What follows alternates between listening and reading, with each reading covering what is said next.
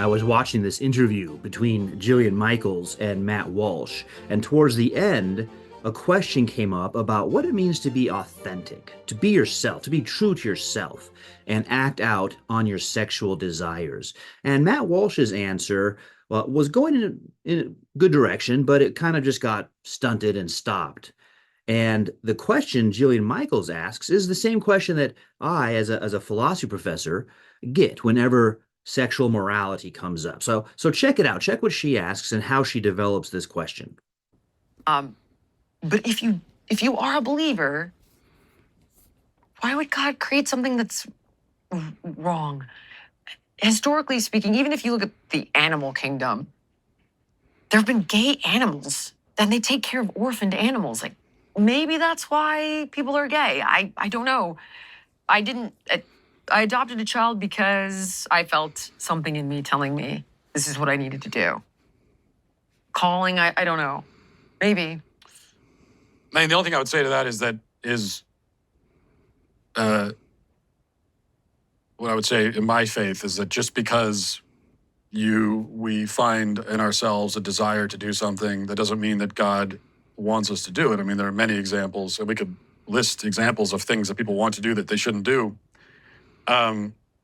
Does that mean that God ordains it just because they find that desire in them? I would say no. In fact, even let's take a married man who might experience the desire to have an affair.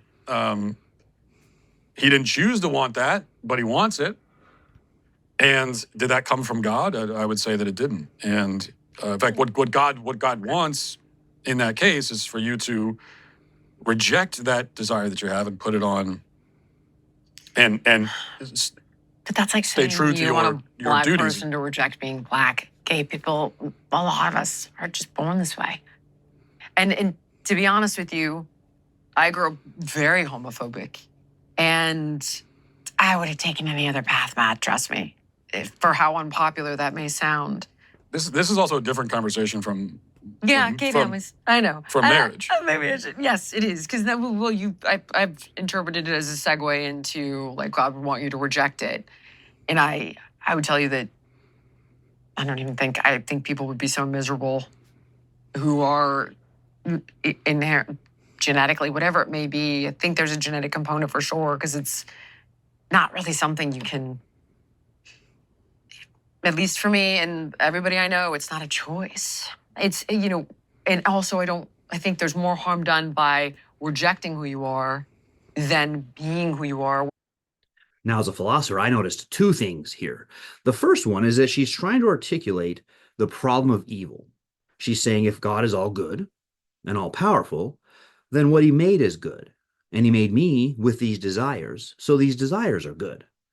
Now, Matt Walsh already provided the foundation for refuting that. I think everyone in the debate would agree there are things that we don't choose to desire. We just find ourselves desiring them, and they're not good for us. We have to learn self-control. So as a solution to the problem of evil, or a statement of how God made us, it's insufficient. She's going to have to work hard to say, well, why would God make people with these other desires that we agree aren't good?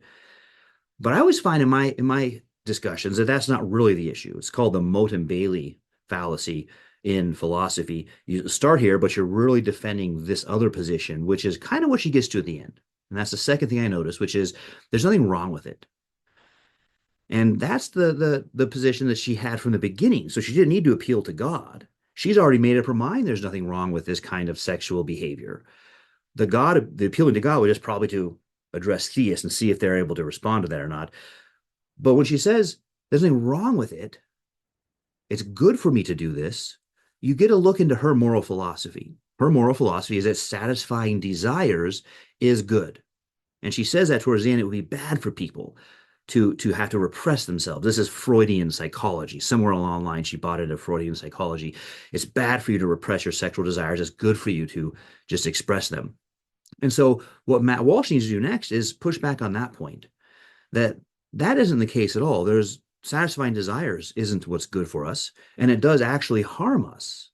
Maybe not physically, perhaps emotionally, but it harms us by alienating us from God, our creator. And that's relevant that she appealed to God because God made us male and female, with marriage as a place for sexual intimacy. And what she's saying, and the philosophy she represents from someone like Sigmund Freud or Alfred Kinsey, is that God doesn't know what he's talking about. I know better. My desires are more important than knowing God and keeping his law.